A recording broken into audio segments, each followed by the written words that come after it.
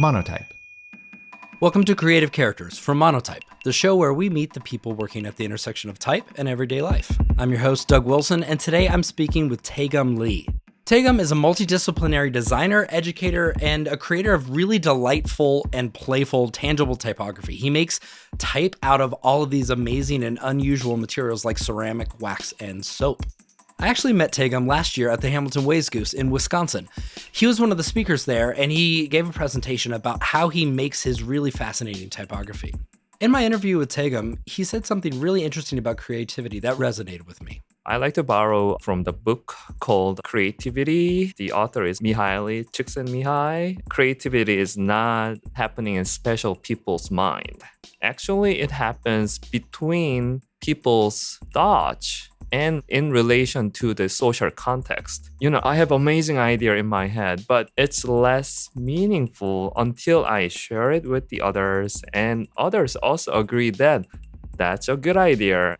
Here to preview this episode with me is my co-host, Kadley Goslin. Hey, Kadley. Hi, Doug. How are you? I've got some big news. What's the news? Myself and my family got a puppy. What? I know, yes. My two boys have been asking for a puppy for years, and we finally got a cute little rescue puppy. Her name is Welly. She is mostly, I think, Australian Kelpie, which is like an Australian cattle dog, but she's also just a mix because she's a rescue, and she has now joined the Wilson family. Oh my gosh, Welly Wilson. Welly Belly Wilson, to be technical. Welly Belly Wilson. Wow. I'm surprised you didn't give her a type-focused name, though. So I let the boys name her. Should have named her like Bodoni or Baskerville. But I believe we're here to talk about typography. This is not a puppy podcast. Very true. So, Doug, what are some of the main questions you wanted to explore with Taekyeom? So Taekyeom makes typography just so outside of the norm of what I think about when I think about type, right? He makes type out of 3D printed materials. He makes his own 3D printer. He does all of these things that really push the boundaries of what type is. And I just wanted to talk to Taekyeom about his process and how he makes the type that he makes. It's very interesting. I'm so just locked into thinking about it as like software because I think, especially thinking about it from like a licensing perspective, it's almost like opening it up into early days, like a more tangible physical thing. Absolutely. I'm looking forward to hearing his story and learning more about his process as well. So let's turn it over to you and Taekyeom for today's episode.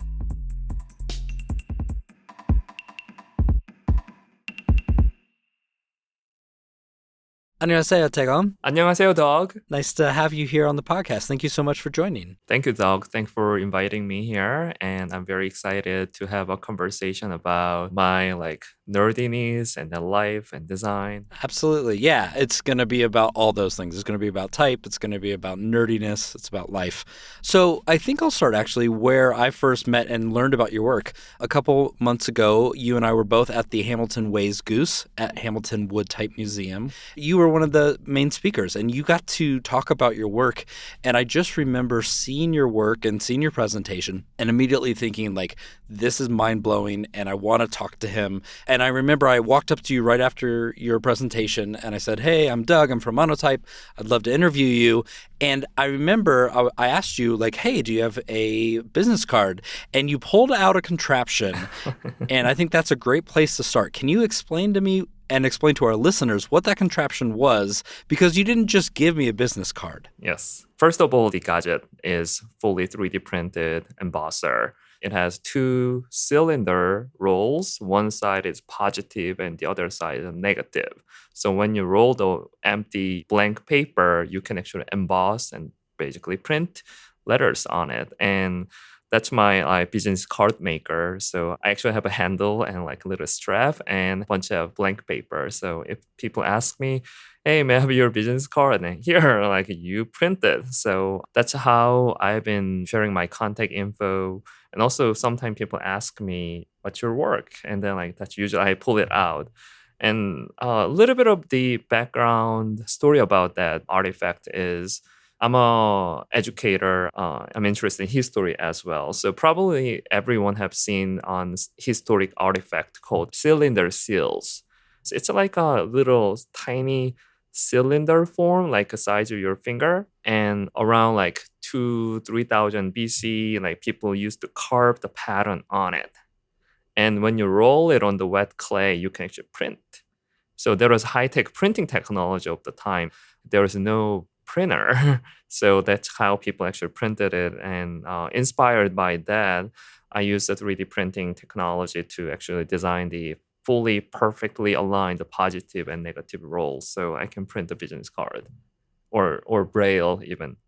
Yeah, I think that's fantastic. It was such a charming and fun way to get to know you and to, yeah, like you said, interact with you and with your work directly there. So, yeah, for the listener, again, just to explain it, it's two cylinders that are kind of put together, and you turn a little crank and put a blank piece of paper on one side it's blank and it comes out embossed with your information on it. I think your work is really interesting because it plays so much with typography. Before we get into 3D printing and ceramics and all the other things that you do, how did you get into typography? I have to go back to my undergraduate studies. So I did my undergrad in Korea. I decided to study graphic design because I really into comics and like some visual stuff and cool things. And then there was no specific major for certain things. And like, hey, if you study graphic design, you can do everything. Okay, that's how I started. And like most of the graphic design curriculum, there is graphic design and typography. And actually, I have to do a military service in the middle of my undergrad. So when I got back in my sophomore year, I met a new professor there, and he was a professional designer, and he taught editorial design, like print production, etc. And like you have to work with the typography. Of course. I learned more about typography. I fall in love with the typography as well. That's how all started.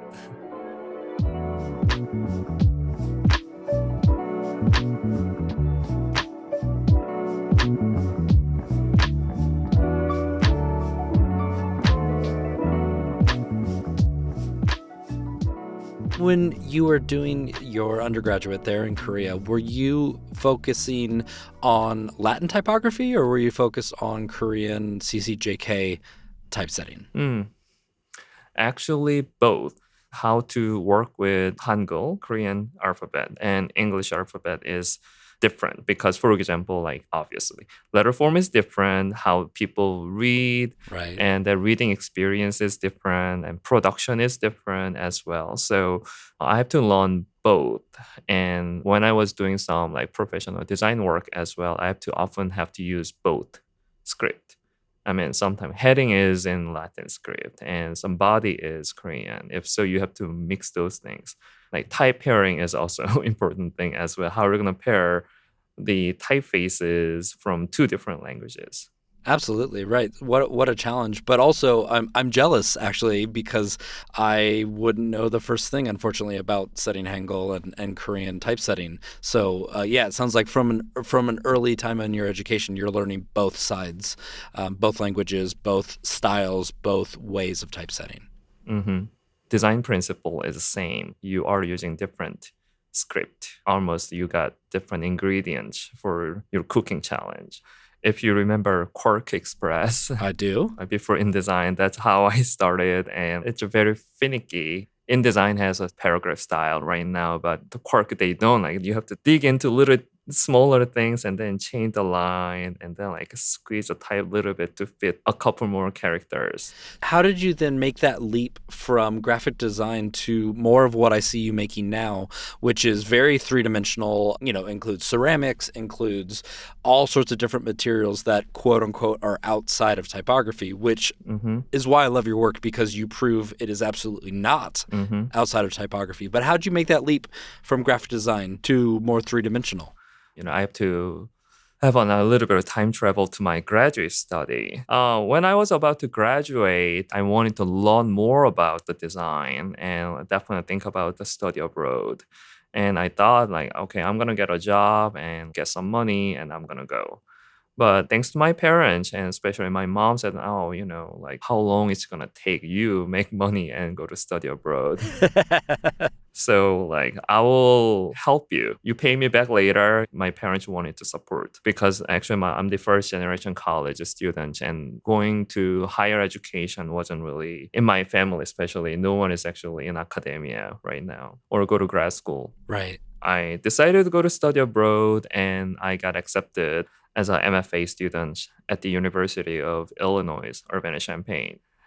Then, like during my study, because I've trained as a very conventional graphic designer, for me, the design was really focused on print media and also screen-based design, etc. I was kind of a designer. Right. But I think it was a second year. One day I see a shadow in my vision. It's like a curtain, like the parts of the vision was kind of gray and dark. Oh, gosh. I was afraid, like, what's going on with my eye? Of course. Right. Actually, my friend said, you should go to see the doctor right away.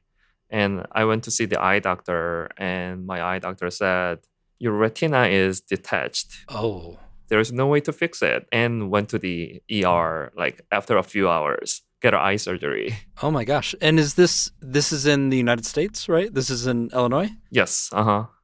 Okay. Oh my gosh. So you go in and they're like, you have to go to the ER. We want to do surgery right away. Uh-huh. Yeah. Wow. So simply the retina is the thin layer on our eyeball. And that's how we are seeing is kind of all the images reflected on the retina. And retina doesn't have nerve and then you don't feel any pain on it. So although it's detached, I didn't feel any pain or didn't notice that Wow. Okay. until my vision changes. I mean, after a month or something, I went to the checkup and the doctor said it detached again, even bigger. Oh no. So luckily, I can get this surgery right away because the timing is really important to restore the vision. But the second surgery was even worse because the first surgery, they put the buckle on my eyeball. Second one, it's a scary part. They inject the gas bubble in my eyeball and I have to go through the face down recovery. Oh wow. I have to get my face down like 24/7 for about 2-3 months. For 2 or 3 months. Yeah, because the gas bubble will support the retina and then the retina will be flat and then it will be stick to the eyeball again. Oh my gosh. That sounds terrible. Yes. It put me into I think total surrender. Like I'm a highly visual person, like rely on the vision. Of course. Yeah, you're a graphic designer. Oh, it's my biggest fear. Absolutely. Yeah. Like I have to drive with a single eye with the iPads and then Oh my gosh. during the recovery I can do anything. I don't remember how I spent actually the 2-3 months. Maybe have my iPad and then playing some video and audio and listening to that, and that was how I can endure. That's terrifying. It is. I even cannot fly because of the air bubble in my eyeball. The pressure changes. Mm.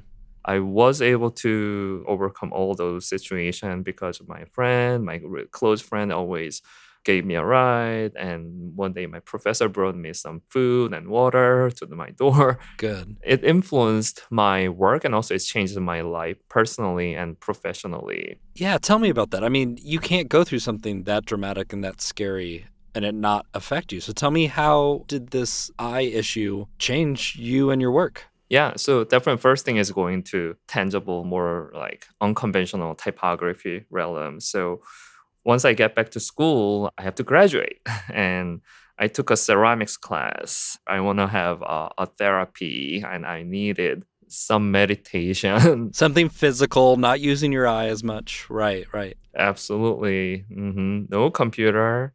And I liked the ceramics class when I was in undergrad. And okay, this is it. And I was about to make a three-dimensional type with ceramic. One day I said to my classmate, oh, it's going to be my retirement plan. And she said, why you have to wait until your retirement? Mm. You're here, you're working with the clay. A week later, I emailed my thesis advisor, said, I want to change my thesis topic. Oh, wow. Okay. Then the ceramic became a part of it. I did mostly slip casting. So basically, I made the modular type out of ceramics. So have a different color, different shapes, etc. And I graduated. It was 3 months before my MFA thesis exhibition. Wow. Then I can talk about a little bit of 3D printing. Yeah, When I graduated, like every student, you lost access to all the facilities. right. Thank you. You're an alumni. You're not a student anymore. Exactly. You can't access the wood shop. You can't go to the ceramic shop. You can't get to the computer lab. Yeah, I remember that. It was 2014, 15-ish, about 10 years ago. People started using lots of DIY 3D printers, and I thought, oh, maybe I can print clay in my apartment. If so, I don't have to have a whole ceramic studio. Right, right. Still, I need to fire it, but I will find a way to put some pieces in the kiln. In the kiln. Yeah, yeah. Then I bought my first DIY 3D printer. It took about 2-3 months to completely calibrate it and print something. Then I swapped the nozzle to clay. So instead of buying a 3D printer, you build it yourself. Yes, actually bought the kit based on the open source plan. There's a vendors, okay, they're selling the parts. There is a project called RepRep, which is most of the 3D printer we are using came from those kinds of open source project. Okay. So I bought it not completely from scratch. I have to design the nozzle for my own printer. So you 3D printed a specific nozzle so you could 3D print with clay. Clay, exactly. That's amazing. So explain to our listeners what you are doing with 3D printing of clay. So at the very beginning, I create the tiles and modules so I can spell the letters. It's going to be kind of simply like the Lego building blocks for typography work. And then it became a kind of exploration how I can work with the letter forms in three-dimensional space. For example, I can write happy. I can write HAPPY all separately. But also one of the experiments, how I can just 3D print it and then I actually stacked HAPPY. If so, the outline of the H will be transformed to A to Right. P, Y. If so, to be honest, it's not really legible unless you have really sharp eyes to the letter form and three-dimensional space. You won't be able to tell. So you're saying that HAPPY printed vertically so that they're all stacked on top of each other. And so as it transforms from the H to the A, of course, those are different shapes. And so the clay will form to the different shape as it's layer by layer going up. Exactly. 3D printer, basically, I call it hot glue gun. You know, you can actually stack them up, but you cannot just go from H to A right away. You have to make a transition between those two different shapes. And like 3D printing, the process, especially working with the clay, enforces me to take a way to work with the letter form and the production method and material at the same time. And so you're starting to play around with fonts. I assume some of the fonts, very thin script fonts, are probably very difficult to work with. Are you making your own typography or are you just taking the glyphs from fonts that already exist? Actually, both. Sometimes I have to take something and then I have to change the width and like the curvatures a little bit as well. I get tired of every time like changing the letter form. For example, the T, the vertical stroke and horizontal stroke is slightly optically adjusted, so they are slightly different thickness. But like to print with the material, you also need to actually I have to edit it a little bit. So Right. designing something specifically for 3D printing or like physical production is actually on my list. I haven't done it, but that's kind of one of the projects always on my list. So, Taekyeom, you are now teaching at Indiana University, and you've been teaching college students for almost a decade now. Is that correct? Yes, I'm currently an associate professor of graphic design at Indiana University, Bloomington. That's the full name. I mean, it's a lot of words. And I've been teaching at different institutions for the past decades. I'm a full-time academic teaching like research, and these are kind of my primary job. So often people think professor job is mostly teaching, but actually in my case, I'm teaching at a research institution. So like the research is kind of my primary job duty. I see. Well, what a perfect fit then. Absolutely. So that's why I love this job. I love teaching too. So yeah, I'm teaching at a public institution and share what I found out with the public, not just Indiana, like in the US and like globally as well. Like it's amazing opportunity to do that.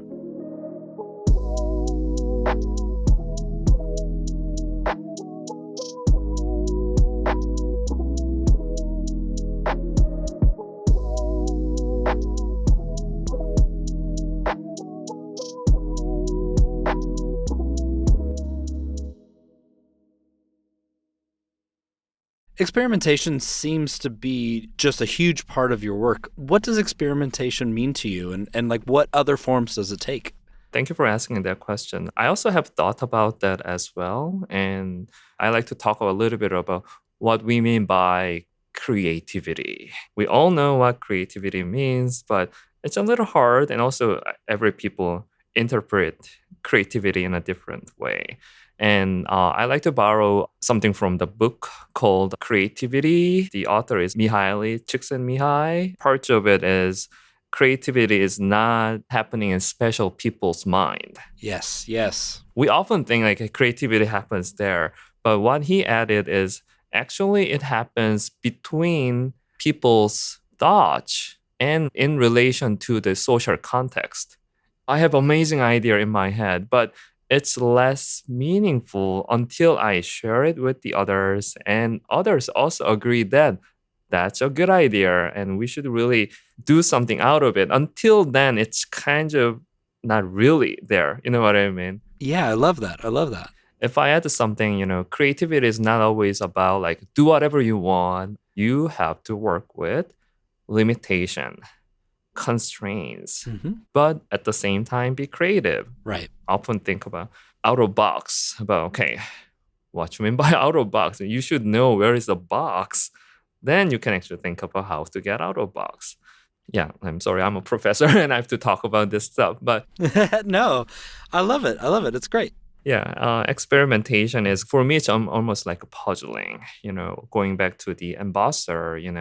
How we're gonna print without ink Right. at the same time, how we're gonna keep it portable, and then that's how I end up with the cylinder roll, and then it's all 3D printed to keep it pretty inexpensive at the same time. Or if I go back to the three-dimensional typography, it's not just printed on the 2D space. If it's 3D, you have to think about materiality-wise and dimensionality-wise, how are people gonna touch it? Those kind of constraint is kind of the big rock on your way, and then like you have to kind of figure it out. Rock can be a part of your work, or you have to bypass it, or you have to break it, you make a tunnel out of it. So I think experimentation can be understood in many different ways.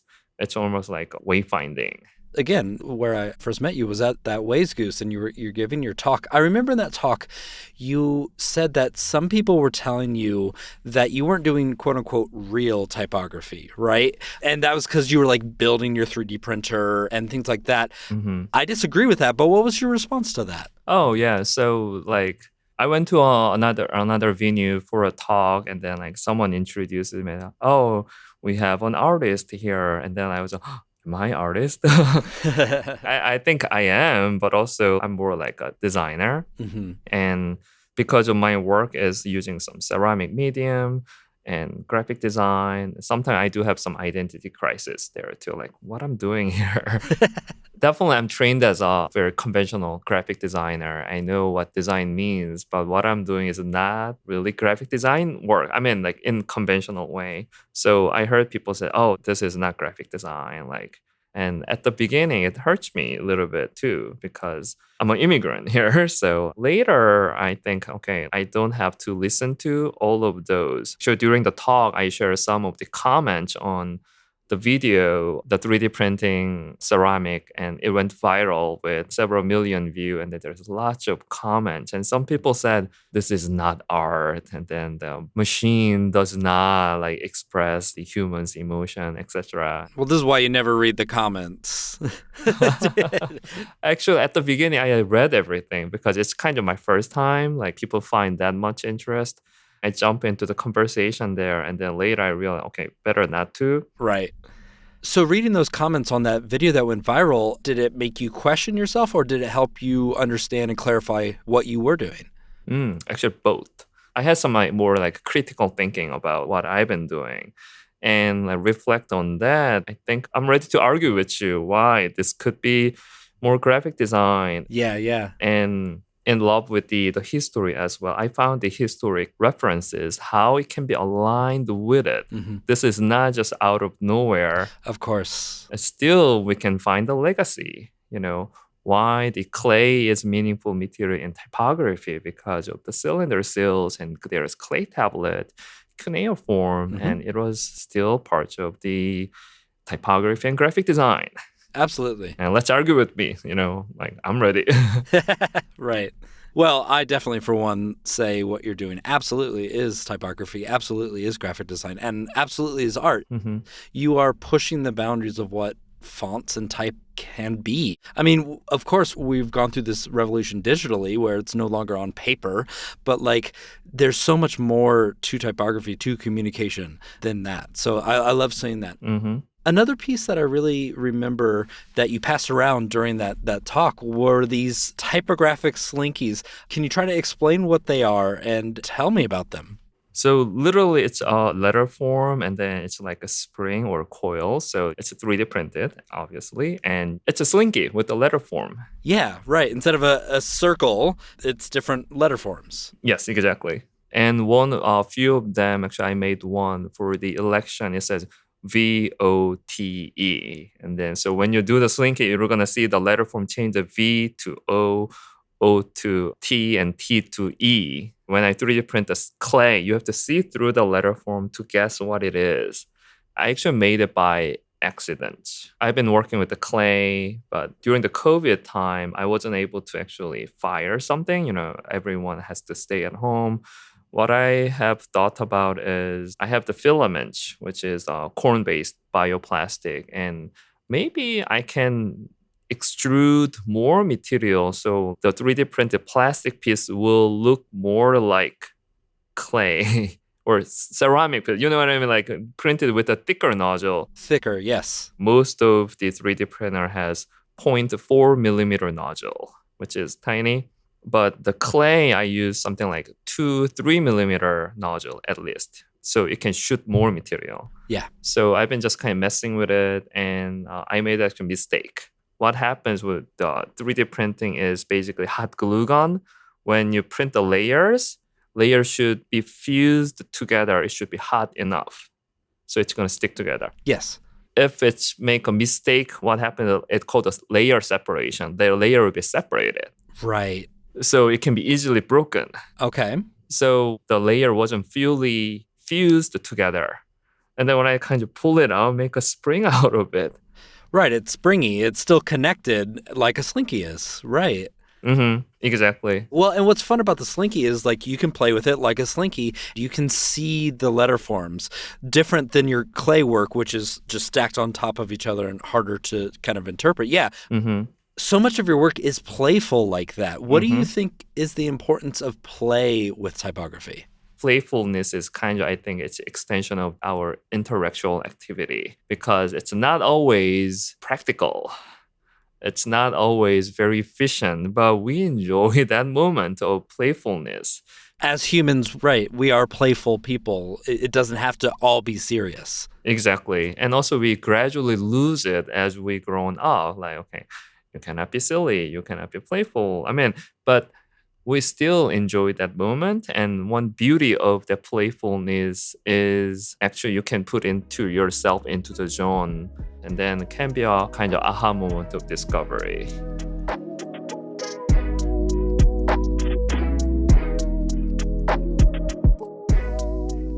Switching gears a little bit, I would love to hear a little bit about your experience of being an immigrant in the United States and going from a fairly small town in South Korea to definitely a small town in Indiana. Tell me about that. Sure.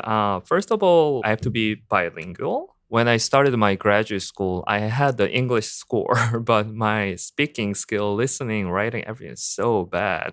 I still remember when I get to the Urbana-Champaign, the middle of cornfield, and my first meal was Subway. I went to Subway and then I ordered something, but here's the thing, whenever you go to the other country, you became a big baby or like children. Yeah, absolutely. You're a dirge, but even you don't know how to stop a bus. Right. Yeah. You don't know how to order something. How to order, a sub sandwich from Subway. Yeah. I'm so sorry that was your first introduction to American food, but yeah, absolutely. So do you think then being an immigrant and, as you say, like being a child, but also being an adult, do you think that feeds into how you approach your work? I think what I've learned is I always try to think twice about something. I think I'm seeing something from at least two different perspectives because as a foreigner, for example, like in America, why everyone is like driving their own vehicle instead of using the public transportation. I mean, in the small cities, I have to kind of switch my mode. I think I have a little switch in my head. And I think if I speak Korean, if I speak English, I became a kind of two different people in terms of character. Mm-hmm. Kind of I have to turn on and off the switch in my head and try to see things differently. I've been here in the US over 13, 14 years now. Not exactly half of my life, but like most of my life has been here. Yeah, that's a long time. I'm always being a foreigner. At the same time, I'm a resident here. So I think I can actually have two different perspectives on it. I can tell from your work that you definitely have a different perspective, and that's really, really fascinating to me. As an immigrant, I appreciate kind people. I end up with teaching job because I have good teachers in my life and I have a transformative experience with them. And I appreciate people who supported me in this journey. But I'm just doing my best, Of course. try to give my time, give my attention, and be a supportive people for, my students.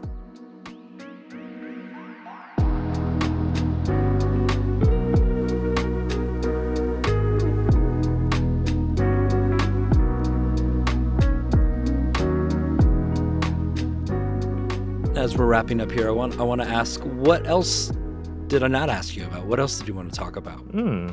Couple of things just came to my mind. One thing is for visual people and designers, we are so used to rely on our visual experience, which is great. I know many of the listeners are listening to this podcast. Listening is great. Tasting is great. Touching is even better. And the visual is probably the most primary sense of experience. I love typography, which means I love small type, small, light, sharp letter forms. But since I got back my vision, it brought me cataract. And I was right eye dominant. And what I'm seeing with my right eye, left eye is different. And one day, my eye doctor says, your brain will be recalibrated. Wow. What you mean? Because what I'm seeing with the left and right, very different. Simply, I have to wear glasses. Actually, I had a LASIK years ago, but LASIK lasted 2-3 years, and I have to wear the glasses back. Right. What I want to just tell you is that visual experience is highly personal.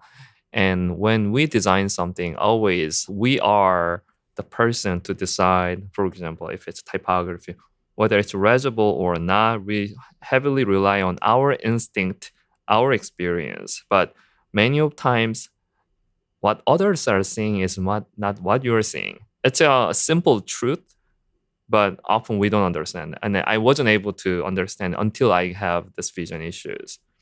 So one thing is I'm in love and hate relationship with small type. I love small type, but as a reader, I hate small type. Right. Because of that experience, and that leads me to my new project called Graphic Design for Accessibility. That's how I've been actually reflect on this experience. Actually, when I was teaching at my previous institution in Wisconsin, I actually created a course called Graphic Design for Accessibility. And I always start with what you see is what not others are seeing, especially if you're a grandpa, grandma, or someone who has vision impairment. what they're seeing is completely different from you. Right, right. I think that's related to how we can approach design and the whole experience as well. I think hopefully one of my goal or some future project I'm working on right now is how we can actually make the design more accessible and more user friendly too, because it's all about also the design experience there. I used to complain about why that the client always make the type bigger. Until I had the experience, I wasn't able to really tell. One other thing I want to talk about is it is okay to being nerdy. It is okay to being a little weird.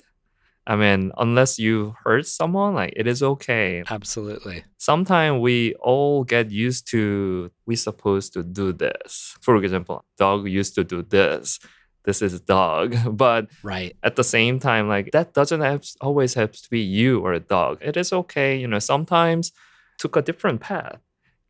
Maybe you will find something you haven't seen before.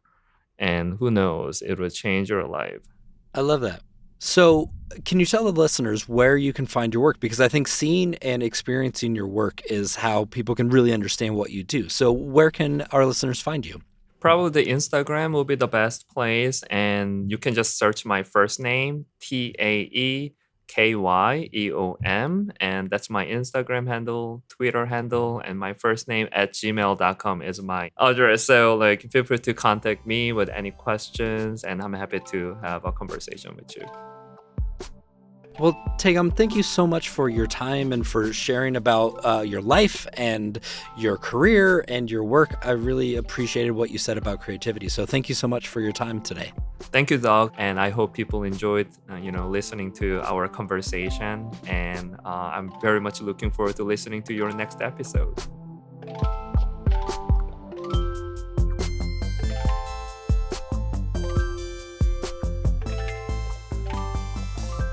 You can check out Taekyeom's work on Instagram @Taekyeom. That's @TAEKYEOM.